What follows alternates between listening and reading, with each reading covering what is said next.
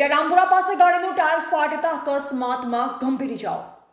બનાસકાંઠા જિલ્લામાં અકસ્માતનો સિલસિલો યથાવત જોવા મળ્યો ત્યારે આજરોજ માળી સમાજના લોકો ભાભરતી વાવના ગંભીરપુરા ગામે લોકાચાર જઈ રહ્યા હતા। જે દરમિયાન એટા રામપુરા પાસે અચાનક ગાડીનું ટાયર ફાટતા અંદર સવાર 9 થી 10 લોકોને નાની મોટી ઇજાઓ પહોંચતા 108 એમ્બ્યુલન્સ દ્વારા તાત્કાલિક બાબર સામૂહિક આરોગ્ય કેન્દ્રમાં સારવાર માટે લાવવામાં આવ્યા હતા। ત્યારબાદ સારવાર આપી 4 થી 5 લોકોને વધારે ઇજાઓ પહોંચતા આગળ રિફર કરવામાં આવ્યા અને અકસ્માતના સમાચાર વાયુ વેગે પ્રસરી જતા બાબર સરકારી હોસ્પિટલમાં માળી સમાજના આગેવાનો સહિત લોકો મોટી સંખ્યામાં દોડી આવ્યા હતા અને ખાનગી વાહન દ્વારા તેમના વાલી વારસો દ્વારા આગળ રિફર કરવામાં આવ્યા હતા। અંદાજે ગાડીમાં 18 થી 20 લોકો સવાર હતા તેવું સૂત્રો દ્વારા માહિતી મળેલ છે।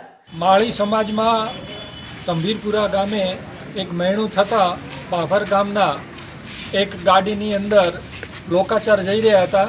એ સમયે એટાની આજુબાજુ ગાડીનું ટાયર ફાટી જતાં ગાડી ઊંધી પડી અને લોકો બધા ઘાયલ થયા છે। એના સારવાર અર્થે બાબર સરકારી દવાખાનામાં લાવેલ છે। એમાં એક ભાવાભાઈ રામાભાઈને વધુ લાગ્યું છે।